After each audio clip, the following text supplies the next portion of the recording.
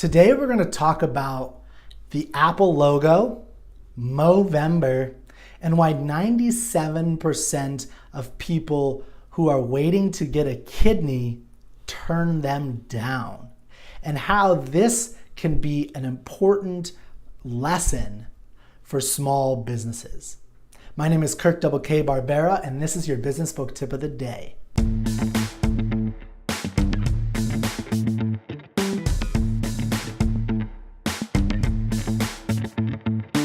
When Steve Jobs and his right-hand man in the creative advertising world, Ken Siegel, were designing the Apple MacBook laptop, they came up to an extremely important dilemma. Now, if you know anything about Steve Jobs, you know how meticulous he is about his product design, which is one of the reasons why, which is the key reason why his company became one of the most valuable companies on the planet. And what the dilemma was when you close the laptop, which way should the logo face? Should it be facing you, the person who purchased it, smiling and saying, you made a good choice, here's your beautiful laptop looking you right in the face? Or should you face it when you open it up, where it faces outward toward the public and it's right side up to the public looking at the laptop? Which was more important, the person who purchased the laptop or the person who was looking at it at the coffee shop? Now, if you want to take a moment, you can look at your laptop. If you're watching this now, you'll see the decision they made. And they did the important thing of observing the rule of observability. So you might guess, if you open your laptop, it's right side up for the public. When you close it, it's actually upside down for the person who purchased it. The reason they did this was because they were amazing marketers, and those small little subtle improvements is what helped make Apple share. If you're sitting in a coffee shop and you see a cool Apple laptop facing up, looking at you, advertising itself and saying, come buy me, look everyone, look at my product and how beautiful it is, then you're more likely to go buy that product just to feel good about it. And Ken Siegel and Steve Jobs were proponents of observability. As much as they loved their clients and the people who purchased their products, they thought this was more important. So one of the things when you're a small business that's really important is you don't have big budgets like a lot of your, a lot of people who are medium or large size companies. So you have to use what you have. And it's very important to make yourself, your company, your product, or your service, or all of them, to make them observable. Now, just to give you an idea of how this can happen with ideas, there was a group of guys who started a foundation of making people aware of men's prostate cancer. And now, rather than just passing out flyers and doing all these types of things, they actually created a movement that you might have heard of called Movember.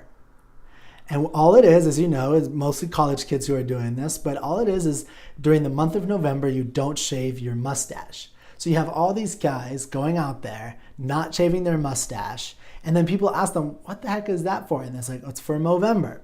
And then people ask what that is. It's for men's prostate cancer, and that raises awareness, and it's made it a huge movement in America to not shave your mustache during November. And that's a simple but impactful way to increase the awareness of your idea. That's not even a service, it's just an idea that brought people into this movement. I have a couple that I marked from Jonah Berger's book Contagious, Why Things Catch On, of how people can apply this view of observability to their product or service. Tailors give away suit bags imprinted with the tailor's name. Nightclubs use sparklers to broadcast when someone pays for bottle service. Tickets, if you're a movie theater, tickets usually sit in people's pockets, but if theater companies and minor league teams could use buttons or stickers as the ticket instead, the tickets would be much more publicly observable. This is true of services. I mean, if you're a real estate agent, get something that people want to share, whether it's a button, a bumper sticker, it doesn't matter. Try to find a way that's unique to you, you get to get creative, and that people actually want. So something that they actually want, like bottle service is cool, getting sparklers, because in that moment, that guy is like, he feels like the king.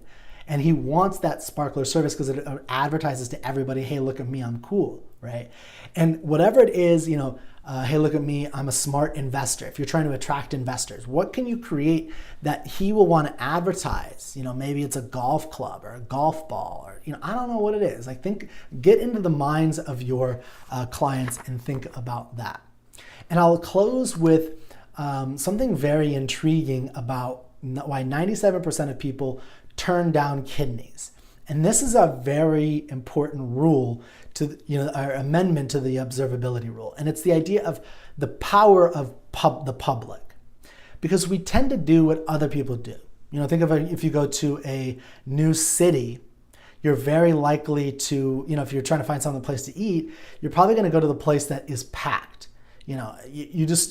It's the way humans are built is you see that there's a lot of people at this restaurant, so you're likely to go check out that restaurant rather than the one that's dead because you have no other information. You're new to the city.